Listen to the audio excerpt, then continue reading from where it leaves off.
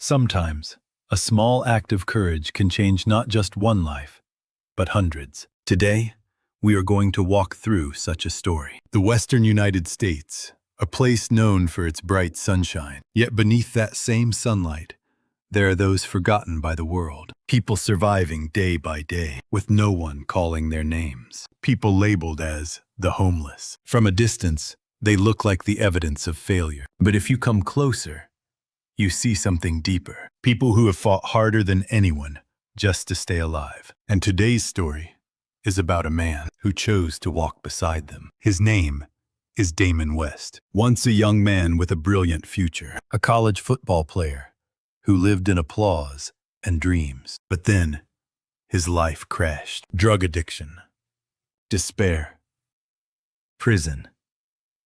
A man who once had everything fell to the very bottom. Lying on the cold prison floor, he asked himself, if I can't even save myself, how could I ever help someone else? That single question dragged him deeper into darkness. Yet it also became the first step toward the light. In prison, he saw people more broken than himself. People abandoned even by their families, erased from society's memory. And then he realized something. If my suffering can lift someone else up, then this pain is not meaningless. From that day, Damon began to change. He studied psychology, counseling, and coaching. In that same prison cell, he fought his addiction, fought his regrets, and fought to rebuild his mind. Years later, he finally understood. The path that saved him could become the path that saves others. And when he was released, he made a promise to himself. I will become the person who helps those who have fallen to rise again. His first step was small. He spoke to homeless people on the street. Hi,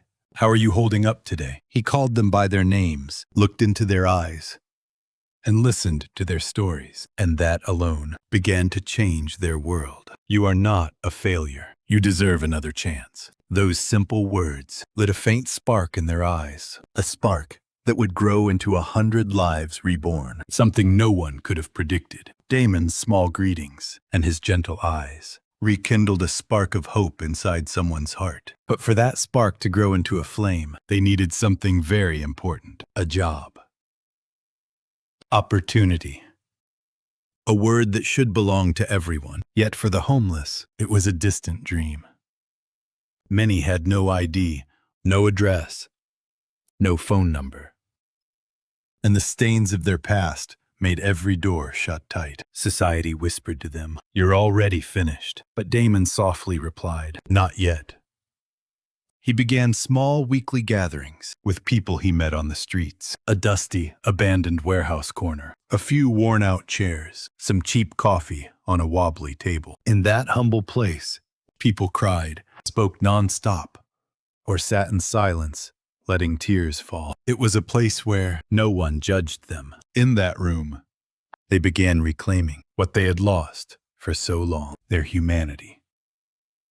Your story matters. Those words unlocked hearts that had been locked away in darkness. But listening alone could not rebuild a life. They needed something more, a chance to work, a chance to start again. So Damon launched a small job training project: how to write a resume, how to walk into a job interview with your head held high, how to face people again without shame. I can be useful to someone. He helped them rediscover that truth by their own hands. Then one day, the first opportunity arrived. A cafe owner came to Damon and said, "Send me just one person, someone who is truly ready to work." Damon thought of many faces. He chose a man named Jim, someone who had lived on the streets for years, yet had the most honest eyes he'd ever seen. "Jim, you can do this." Those words made Jim take a deep breath for the first time in a long while. The next morning, wearing a shirt he carefully ironed, he opened the door of the cafe, hands trembling with fear. But those trembling hands were opening a door to his future. The first week was clumsy. He broke dishes. He messed up orders. But every morning, he arrived earlier than anyone else, quietly doing the tasks no one else wanted to do. Opportunity belongs to the prepared. Jim proved that with his actions. A month later, the cafe owner said. Send me one more. Damon's heart overflowed with joy. One person's miracle had become another person's beginning. 1 became 2. 2 became 5. 5 became 10. And these numbers were not just statistics. They represented stories worthy of being told again. Eyes that once held shadows now glimmered with light. Damon told them, your small change can become someone else's new life. 30 people. 50 people. 70 people. Soon, over 100 homeless individuals had found jobs through Damon's efforts. People reunited with families. People moved into small apartments, places they proudly called home. Again, journalists wrote that. Damon achieved what seemed impossible, but he only smiled and said, I didn't create the miracle. They did. I just opened the door. His hands simply held the doorknob that they chose to walk through. At some point, Damon realized, he wasn't just helping a person get a job. He was giving people a reason to choose hope again. And that realization began to ripple outward in ways he never expected. There was a woman at his meetings named Angie, a mother who had lost what was most precious to her, the right to live with her children. She believed she had failed so badly that she didn't deserve happiness anymore. She punished herself by wandering the streets alone until Damon reached out his hand and said gently, your children are waiting for you, and they believe in you. That single sentence made her heart beat again. Angie began working at a small restaurant through Damon's program, clearing tables, sweeping floors, dreaming again under the dim light of a kitchen. And months later, she reunited with her children. A tiny apartment, a worn-out sofa, an old bed. But for her, it was the brightest home in the world. That night, her children fell asleep in her arms, and she cried softly, whispering, Mom is back. Another man, Carlos, judged for his past, though he was a brilliant carpenter. Through his new job, he held a hammer again, and his hands began to build again, rebuilding homes, and in the process, rebuilding himself. I can be helpful to someone again, he murmured, while fixing a broken wall. In Damon's program, jobs were not just jobs. They were proof that their past did not define their future. Little chances, big leaps. Each opportunity said, I believe you can rise, society used to say. Once broken, always broken. But Damon answered, those who stand up once can walk stronger than before. And step by step, their footprints returned to the streets of life, firm and proud. Some days were painfully hard. The wall of reality felt cold and impossibly high. But the word together began to break that wall. They cheered for each other. When someone fell, another hand reached down to lift them back up. We were never truly alone, they said.